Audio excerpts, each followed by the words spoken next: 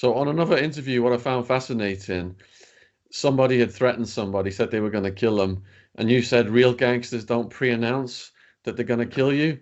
You know guys who've murdered dozens of people, and they would never ever say that they'd done anything because of the statute of limitations. What makes a good hitman? What makes a good hitman? Yeah.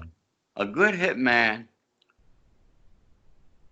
has got to be able to do it properly, quietly, and dispose of the body. Disposing of the body is the most important thing. Because with no body, there's no crime. And it takes a work of art.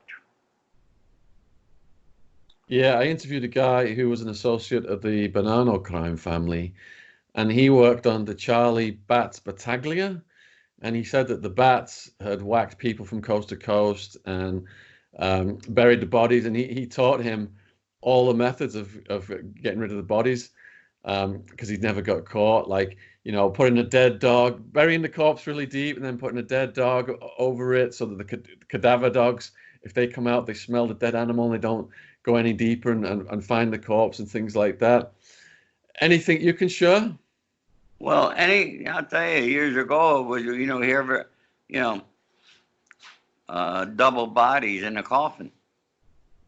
You had guys, they were friends of ours, and they owned funeral home, and they're burying John Doe, but in the same coffin is somebody else. You're never going to find it. Yeah, he said Joe Bonanno Sr. Yeah, invested in funeral homes and they had double-decker coffins. yeah. What do you think of Joe Bonanno Sr.? Because he was running the commission for a long time. He got run out of New York, but he actually died of natural causes. So you could say, being in that lifestyle, he kind of got away with a lot and lived a long time. Well, what do I personally think of Joe Bonanno? I think he messed up. And what most people don't realize, and I know a lot of Bonanno guys. I know the guy was just a former boss of the Bonanno. I was away with him in prison. He's a good guy.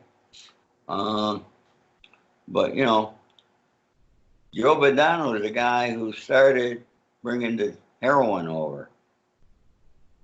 And that was a big mistake, I feel. Because drugs changed everything. And nothing today in the life is like it was in the old days with those guys that, you mentioned earlier with Russell Buffalino, Frank Costello, or the Sonny Franceses.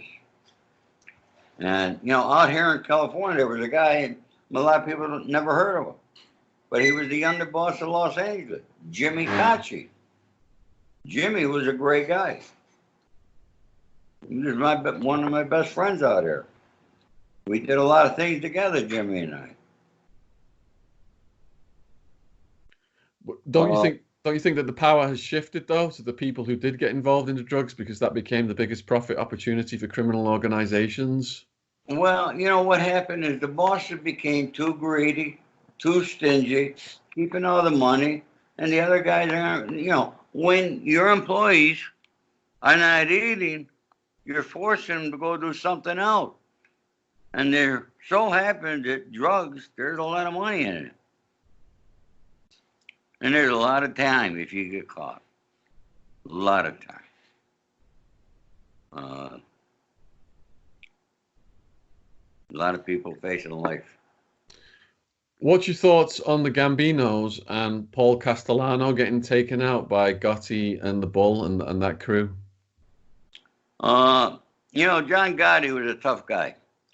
No question about it, he was a tough guy. I think it was wrong in the way he took out Paul Castellano. It was not approved by the other families.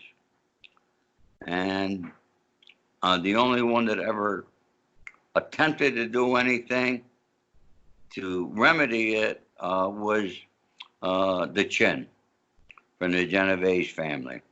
Could you just explain a bit about the Chin, who he was and what he was notorious for? Chin, he was the boss of the Genovese family, and He's also the guy that shot Frank Costello but never killed him.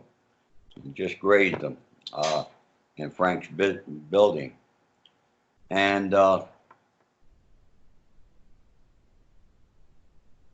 he's the guy that walked around the neighborhood in his bathrobe, acted like he was crazy. And it's a true story. The FBI came one day and looking for him, and his wife let him in the house, and he was in the shower with an umbrella. But he got away with that for a long time. It really actually worked. But he was a good boss. He was a good boss, and the Genovese family, good earner, even to this day.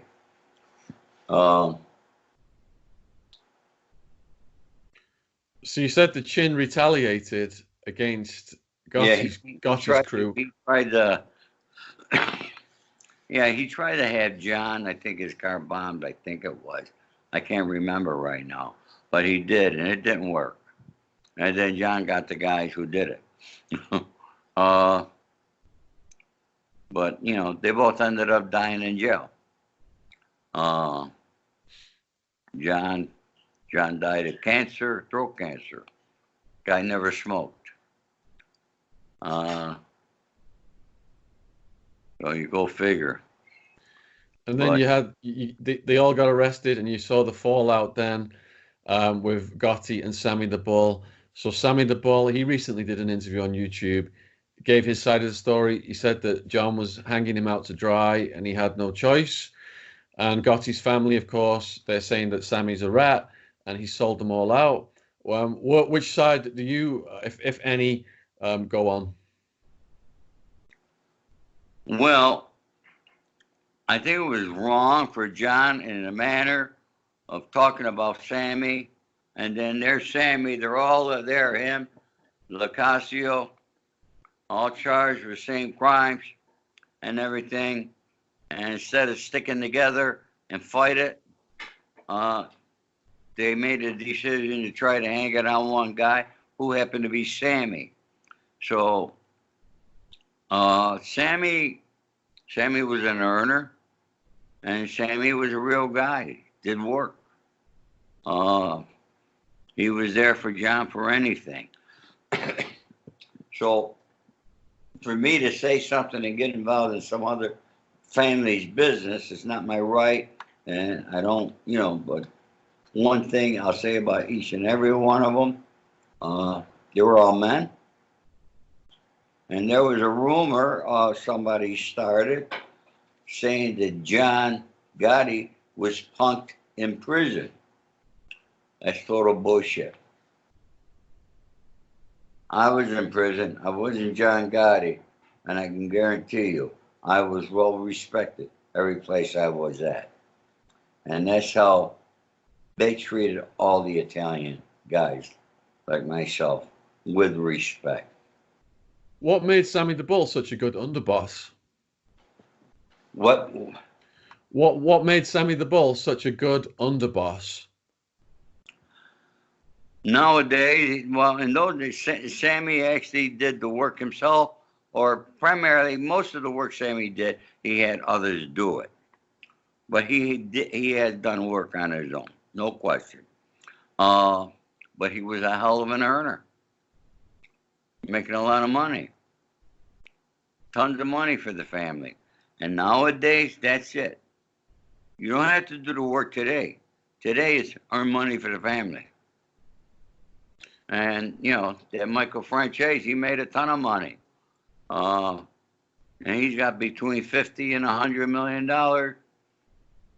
put away. And I don't know where it is today, but I know initially it went to Panama because I know the lawyer who made that arrangement. And he never paid the government or anybody. So there's all sorts of games, and games are played every single day in the life. And it's like a dear friend told me in prison. And this guy became the boss of the Bonanno family. When he was getting transferred out of Brooklyn, he says, Ori, when you get out, get back to California. Don't freaking talk to nobody. You got a good life out there. Forget about these people here. He says, everybody's a freaking rat. And he's true. He's correct. I mean, there are so many informers on the streets in Bensonhurst that they're taping each other. There's more informers than police now in America. Right. And, you know, years ago, the FBI and the LAPD, OIC used to follow me around. They don't have to leave their offices. They know what you're doing today.